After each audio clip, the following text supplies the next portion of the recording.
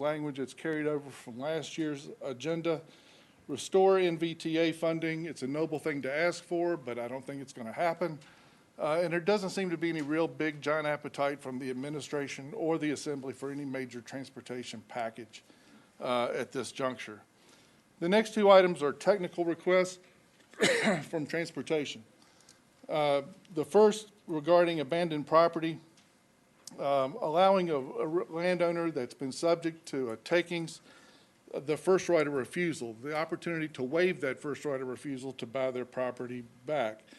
The second one allows the abandoned property regulations that are currently in code that apply to residential areas to also apply to commercial and industrial areas. Restore funding supplanted by the pandemic. Again, it's a noble thing to ask for, but again, we'll keep an eye on any major transportation funding opportunities, but I just don't see that in the future at this juncture. An enhancement in funding of multimodal public transit.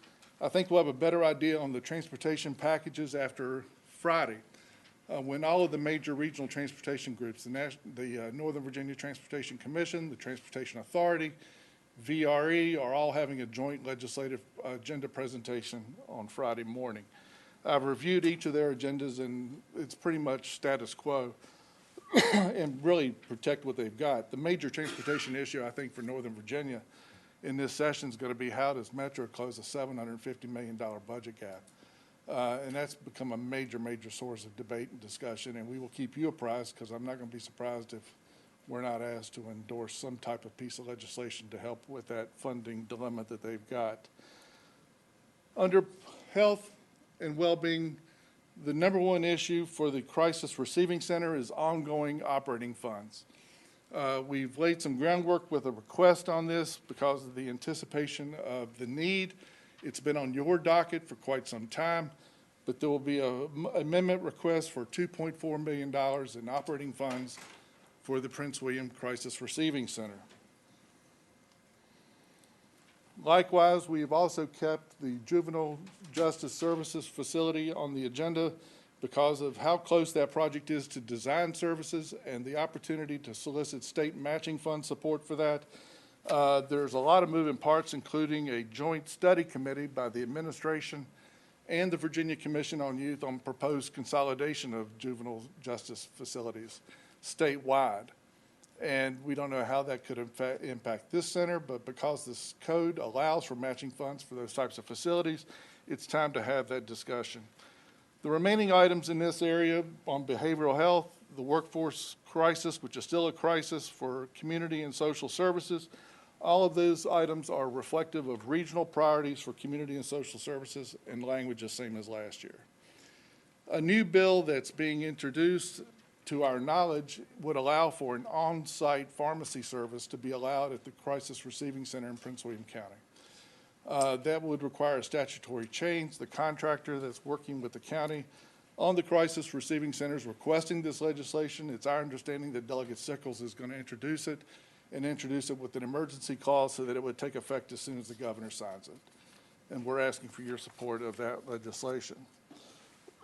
Under public safety, all of those items are the same with the exception at the bottom, an item requested by Supervisor Angry regarding the regulation of speed, traffic controls in areas of daycare centers. There's several different approaches to this type of an issue. It could be statutory, it could be legislative, it could be regulatory, it could be the county doing an assessment on areas that are higher safety and hazard concern than others. So we're leaving this in the legislative agenda because it is a multifaceted approach. And we kind of like to have a placeholder, if you will, in case there's legislation. At the same time, the county may provide some study services and consult with you, Supervisor Angry, on areas of higher concern than others, given that there's over 200 such facilities in the county. Does that make sense? Gotcha. Under public education, the number one subject, I think, one of the number one subjects of this session is going to be addressing the JLARC study on funding K through 12 and standards of quality. JLARC study came out and basically said, and this was their terminology, that we're spending less than Mississippi per student to the tune of about $1,900 a student. Matter of fact, JLARC staff just presented to the Chesterfield Board of Supervisors and said if they were fully funded, Chesterfield County would anticipate getting about $212 million more than they're getting now, which kind of gives you an idea of where this is heading statewide. As a result of the JLARC study, during the special session in September, the House and Senate formed a joint study committee to study the study. But it's basically, and that's their terminology, they're going to study the study to come up with a plan on how to come up with that type of funding, which includes changing the funding methodology to meet the state's obligations for the standards of quality. It could be a $7 to $10 billion discussion. And given that the governor is presenting his budget on December the 20th, that makes it somewhat of an even greater moving target. But obviously, you can't come up with that type of capital in a $155 billion statewide budget without getting creative on the funding department. So that's going to make for an interesting discussion, and that subject will also be addressed with the school system at the joint presentation on December the 4th.